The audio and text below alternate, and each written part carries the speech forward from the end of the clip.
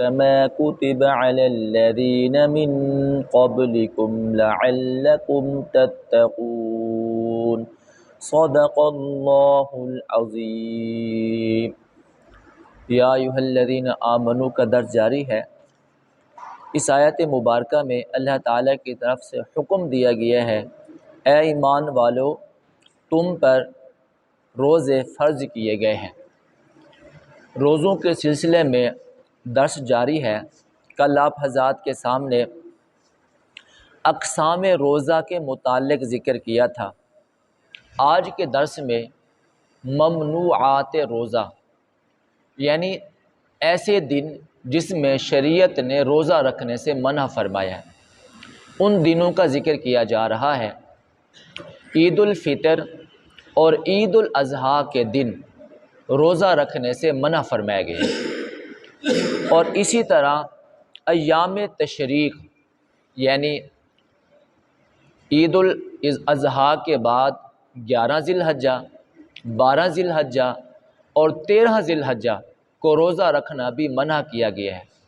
حضرت عائشہ رضی اللہ تعالی عنہ ارشاد فرماتی ہیں، سرکار دو عالم صلی اللہ علیہ وسلم نے منع فرمایا ایام تشریق میں روزہ رکھنے سے، کیونکہ یہ دن کھانے پینے کے ہیں، لہذا شریعت نے خود ان دنوں میں روزہ رکھنے سے منع فرما دیا۔ اب اگر کوئی شخص ان دنوں میں روزہ رکھے گا تو ایسا شخص گناہ گار ہوگا۔ عید الفطر کے دن، عید الاضحیٰ کے دن اور ایام تشریق کے دن یعنی 11 ذی الحجہ، 12 ذی الحجہ اور 13 ذی الحجہ کو روزہ رکھنا منع ہے۔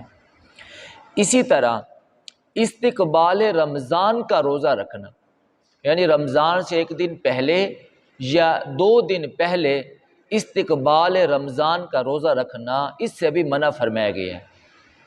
ہاں ایسا شخص جس کا معمول ہو روزہ رکھنے کا وہ شخص روزہ رکھ سکتا ہے۔ مثلا ایک آدمی روزہ رکھتا ہے سوموار کے دن اور اس کا یہ معمول ہے پیر کے دن روزہ رکھنے کا، اب قدرتاً ایسے ہی ہو گیا کہ رمضان المبارک سے پہلا دن جو ہے وہ پیر کا دن ہے یا 2 دن پہلے پیر کا دن آ گیا، اب اس شخص کا معمول ہے روزہ رکھنے کا تو ایسا شخص اس دن روزہ رکھ سکتا ہے، ورنہ عام حالت میں جس کا معمول نہیں ہے روزہ رکھنے کا ایسے شخص کے لیے استقبال رمضان کا روزہ رکھنا بھی منع کیا گیا۔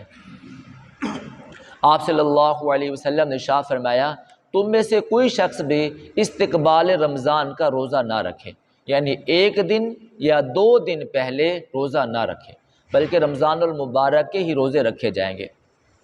اسی طرح آپ صلی اللہ علیہ وسلم نے مسلسل روزہ رکھنے سے بھی منع فرمایا، یہ ساری زندگی روزہ ہی رکھتا رہے نوافل اور درمیان میں افطار ہی نہ کرے، اس سے بھی آپ صلی اللہ علیہ وسلم نے منع فرمایا۔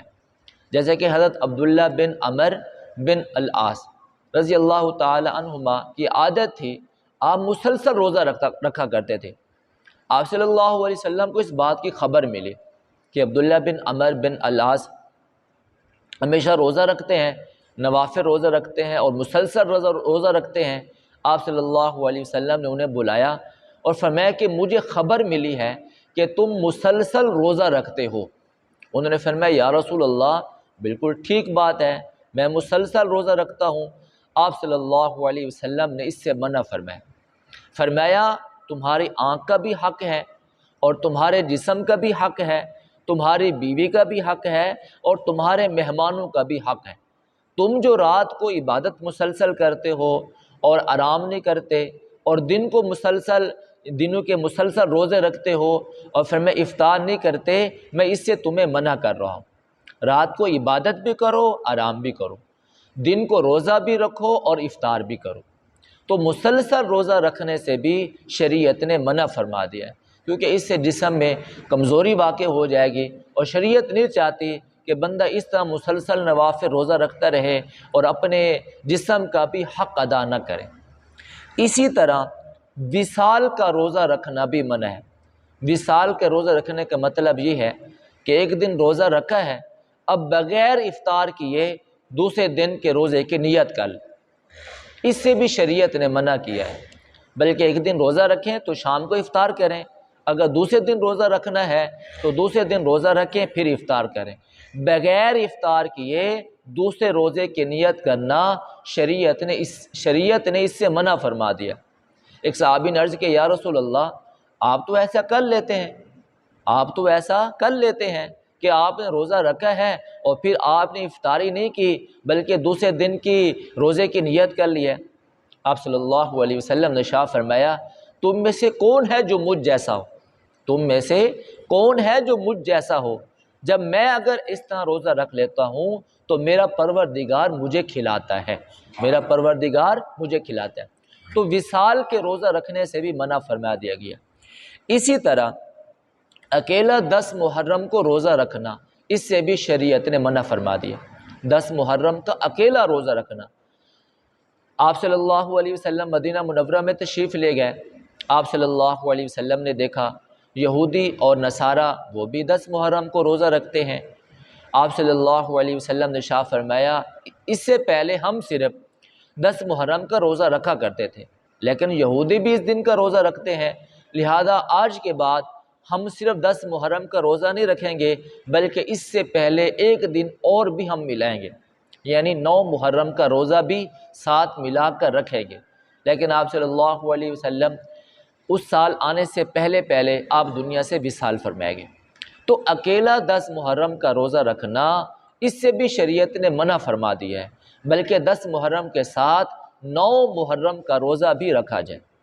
اسی طرح اس عورت کے لیے نفل روزہ رکھنا بھی منع ہے جس کا شوہر گھر میں موجود ہے۔ شوہر کی اجازت کے بغیر عورت کا نفل روزہ رکھنا منع ہے۔ شوہر اجازت دے دے تو نفل روزہ رکھا جا سکتا ہے، اگر شوہر اجازت نہ دے تو عورت کے لیے نفل روزہ رکھنا منع ہے۔ رمضان المبارک کے روزے رکھنے کے لیے عورت کا اپنے شوہر سے اجازت لینا ضروری نہیں ہے، کیونکہ رمضان المبارک کے روزے فرض ہیں، شوہر کی اجازت اس میں ضروری نہیں ہے۔ ہاں البتہ نفل روزہ رکھنا چاہتی ہے اور شوہر گھر میں موجود ہیں، جب تک شوہر اجازت نہ دے نفل روزہ رکھنا عورت کے لیے جائز نہیں ہے۔ یہ وہ ایام ہیں جن میں روزہ رکھنا منع کیا گیا ہے۔ دعا ہے اللہ تعالیٰ سے، اللہ تعالیٰ ہم سب کو عمل کرنے کی توفیق عطا فرمائے۔